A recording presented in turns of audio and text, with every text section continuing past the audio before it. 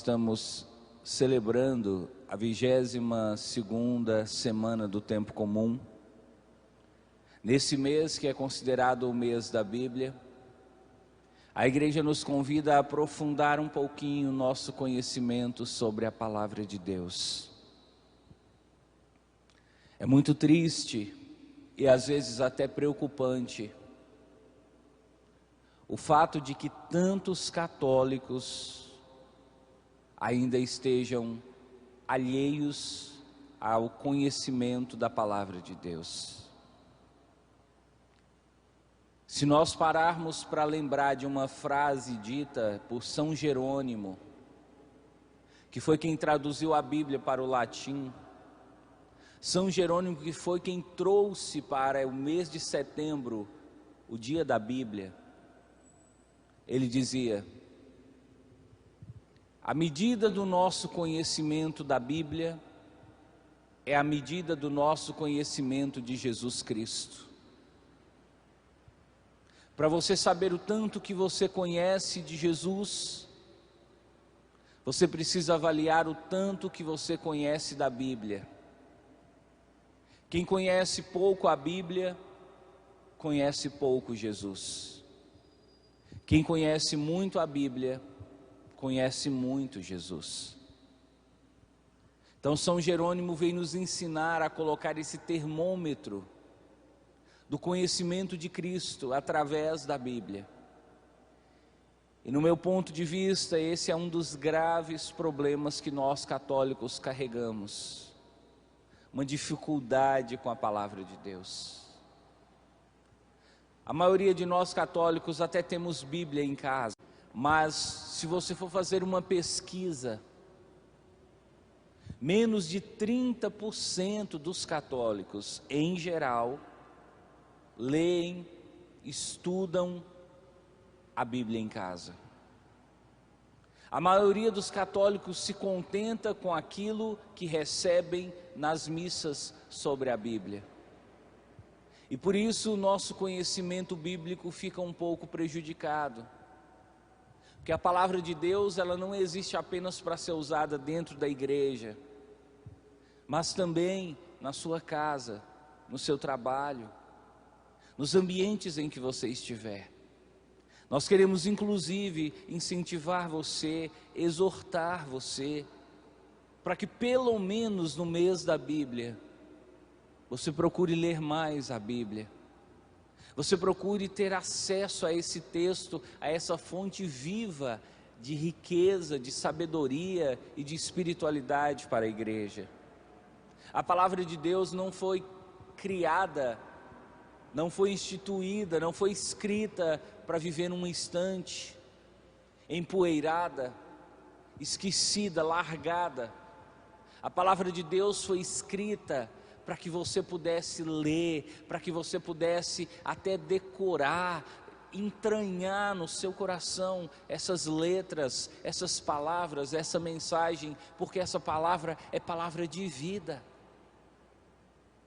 Então cabe a nós aqui na missa tentar de uma maneira até um pouco insatisfatória, compensar esse prejuízo de tempo, essa defasagem que nós católicos temos em relação à palavra de Deus. E às vezes o nosso esforço aqui acaba sendo até um esforço injusto, porque é pouco tempo para tanta beleza, para tanta riqueza, para tantas mensagens bonitas, que você poderia em casa também ler e dar continuidade. Então vamos hoje, até mesmo como forma de colaborar com o seu conhecimento bíblico, falar não do Evangelho, que vai se repetir durante o ano várias vezes, mas sobre a primeira leitura, retirada da primeira carta de Paulo aos Coríntios. Ô padre, por que o senhor prefere falar sobre a primeira leitura? Por sua causa. Porque você lê pouco a Bíblia. Então a minha iniciativa é tentar ir naqueles textos que são menos conhecidos. Não é para demonstrar conhecimento, para aparecer, mas para ajudar você. para que você enriqueça o seu conhecimento bíblico, para que você aumente o nível da sua profundidade bíblica e assim você também possa conhecer melhor Jesus.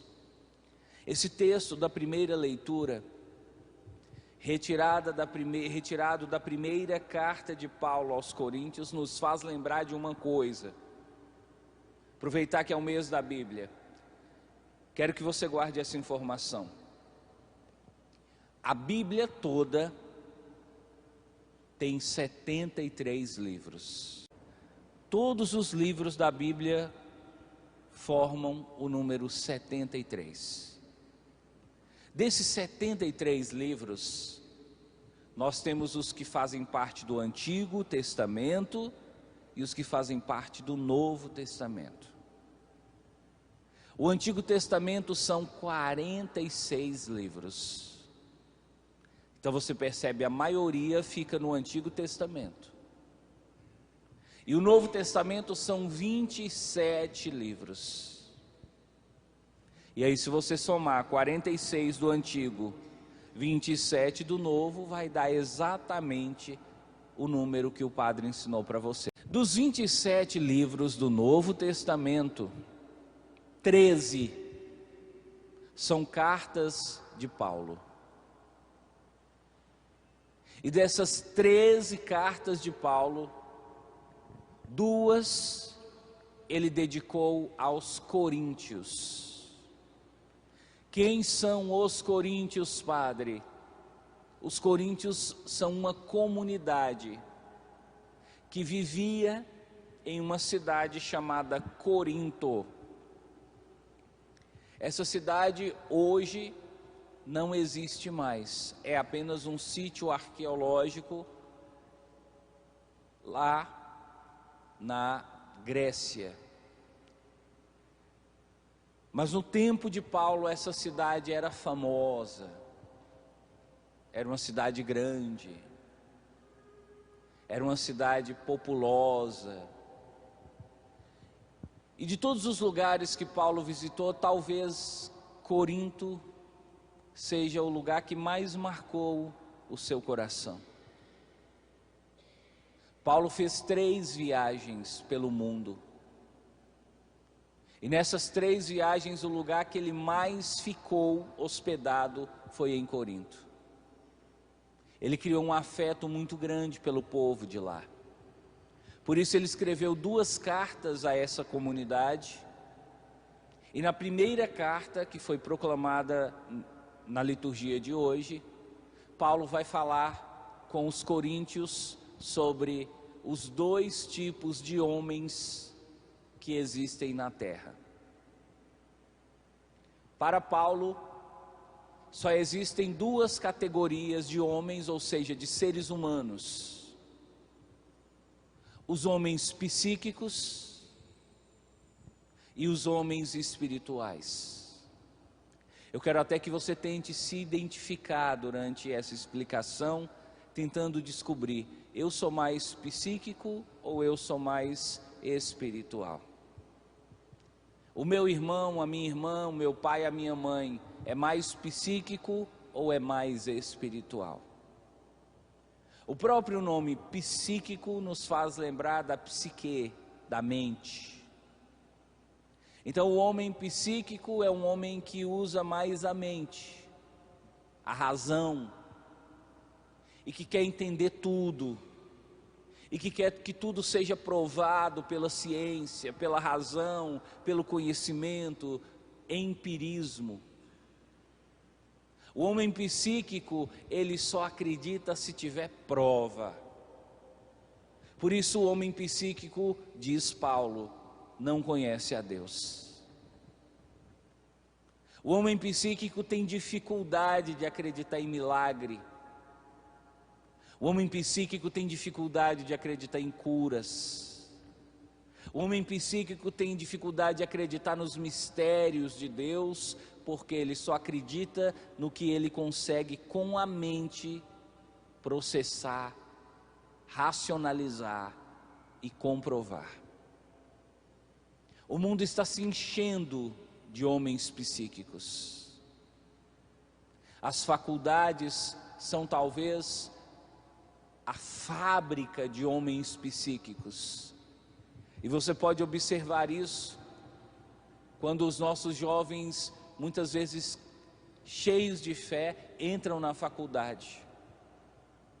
Passa 6 meses, esses jovens já não querem mais ir na igreja, porque ali na faculdade eles são levados, eles são quase que forçados a se tornarem homens psíquicos, e começam a questionar: mas esse negócio de que Jesus está presente na Eucaristia, a gente não pode acreditar de uma maneira tão pacífica, porque como que nós vamos falar que Jesus está presente na Eucaristia se a gente olha e vê um pão, se a gente põe na boca e sente o gosto de pão? Como Jesus está presente se não tem nada que prova que ali não é apenas pão, mas é carne?